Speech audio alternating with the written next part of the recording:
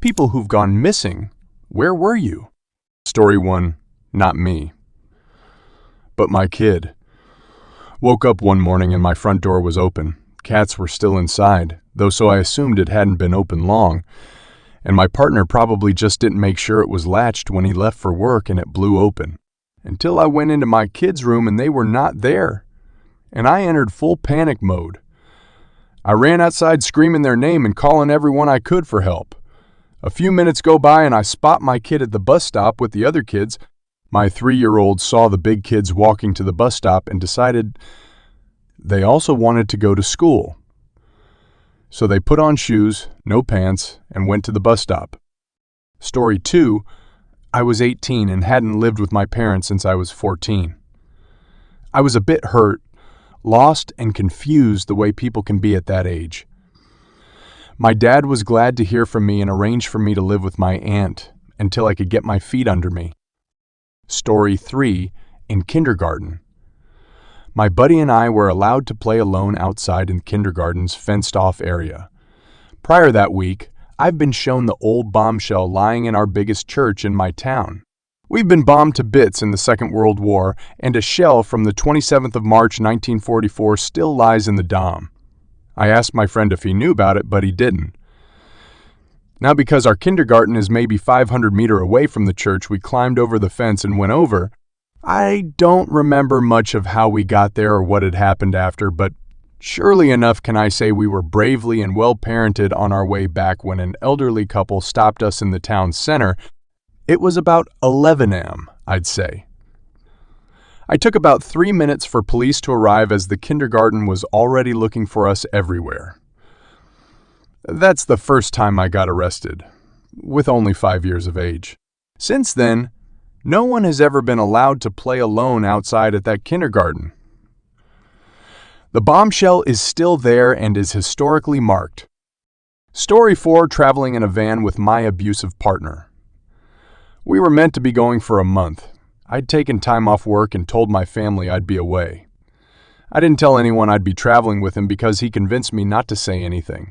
A month goes and the abuse has become more frequent and intense. He refuses to go back. I'm relying on his van. I have no money and was too embarrassed and ashamed to ask for help, so I stayed with him. I didn't contact work or family out of anxiety and shame. My work contacted my parents, who contacted the police, and I'm made a missing person. That scares him into driving me home. I didn't explain what happened to anyone until years later. Just went back to normal and refused to answer any questions about it. Story 5. This one is laughable, but we had just moved when I was about 4 years old and I got off the wrong school bus stop, just one street down, and I felt lost. I saw a grandmother walking another kid home and told her I was lost, so she brought me inside and called my parents to pick me up. Story 6. I've chosen to remain discreet about my endeavors to my wife, primarily acting with our family's best interest at heart. My principal goal is to ensure that she remains financially stable and secure in my absence, given the unfortunate reality that my time is anticipated to be short due to my battle with cancer. Story 7. I took what I thought was a shortcut up a mountain I thought I was familiar with in Alaska, as I had hiked up it several times. It was not a shortcut, and by the time I got to the trail I was looking for, I was almost to the top. I also met some friends of my mom's who were headed down, so I decided to join them as they didn't see my mother at the top. Meanwhile, my mother had alerted the state troopers and they sent a helicopter up the mountain after me. They asked who I was on their speaker and I told them all was good. I didn't even consider the danger I was in until later. Story 8.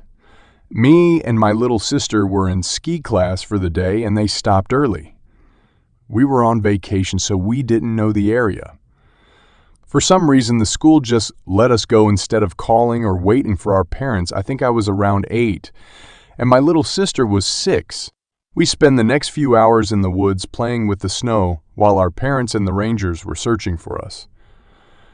We eventually found the apartments again and just strolled in like nothing happened. Story 9. First time I was wandering through a forest. No idea how I ended up where I did without crossing the highway separating the one forest from where I exited, though. Second time, I just decided to walk out of class and be somewhere else. Showed up home around 2 a.m. Third time, I'd just not come out of the garage I'd been staying in for a week. One room with a tiny bathroom built alongside. Story 10. I went cross-country skiing with my family when I was about 8. My dad had ski, Ed away on his own, and my mother was hovering around my little sister, helping her ski. She was 5, and I was bored at their pace. I came upon a map of the ski trails, and it showed a longer loop that would meet back up with the one we were on. So I took it. I had a lovely time, but later on my parents were upset that I'd vanished for hours.